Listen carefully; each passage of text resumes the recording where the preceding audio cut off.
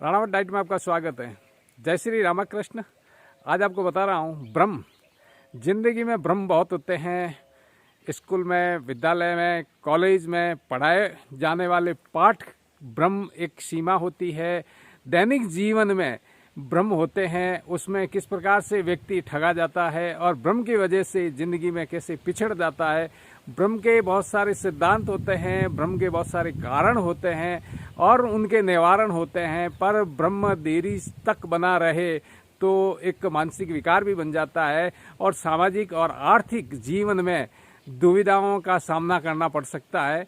ये सब जानने से पहले अगर आप मेरे चैनल पर नए हैं, चैनल सब्सक्राइब करें, वीडियो लाइक करें, अधिक से अधिक शेयर करें।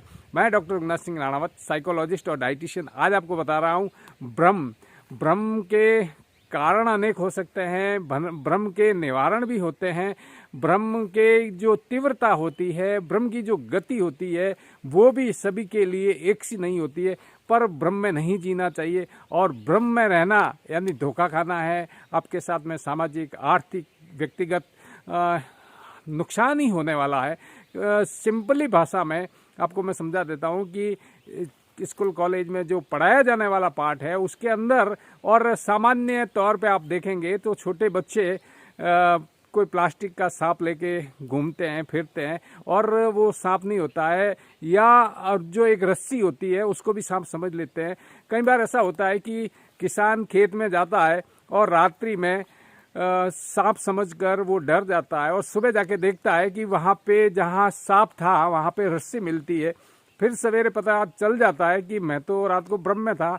ऐसे ही अगर आप देखेंगे तो शहर के अंदर जहाँ पे रेलगाड़ी चलती है वहाँ पे उन रेल की जो पथ होते हैं वो आप देखेंगे तो उस रेल के जो पथ हैं जो लोहे के बने होते हैं, समांतर नज़दीक में दिखते हैं, पर दूरी से देखेंगे तो दोनों मिलते हुए दिखते हैं। ये हमारे आँखों का ब्रह्म है। कई बार सुगंध लेने में भी हो सकता है हम ब्रह्म में रह सकते हैं, स्वाद लेने में भी हम ब्रह्म में जी सकते हैं, और सुनने में भी हम कई बार कह देते हैं कि उसकी आवाज़ थी, और स्पर्श से भी पता चल जाता है कि हम कभी कभी ब्रह्म में धोखा खा जाते हैं।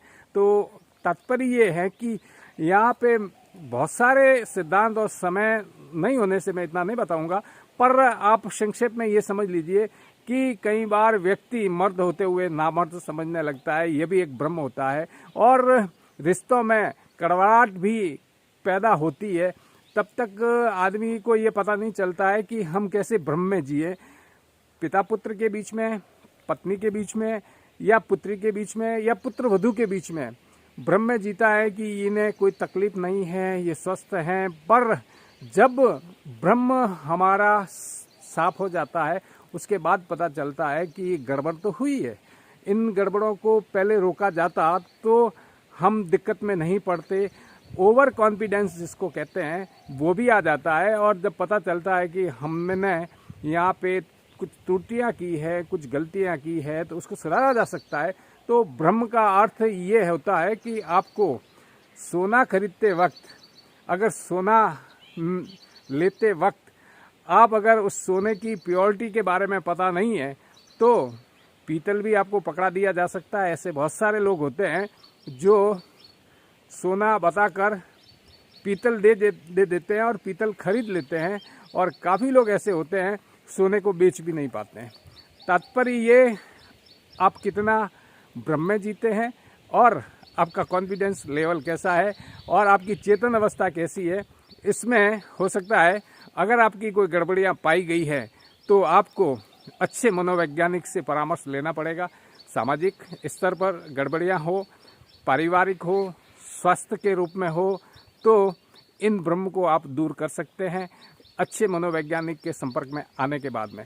अगर आप कोई सार्थक टिप्पणी करेंगे तो सार्थक टिप्पणी का जवाब दूंगा, और निरंतर हो सकता है मैं आपके लिए समय मिलने के अनुसार अच्छे ब्रह्म के जो वीडियो होंगे लेते आऊँगा। स्वस्थ रहें, मस्त रहें।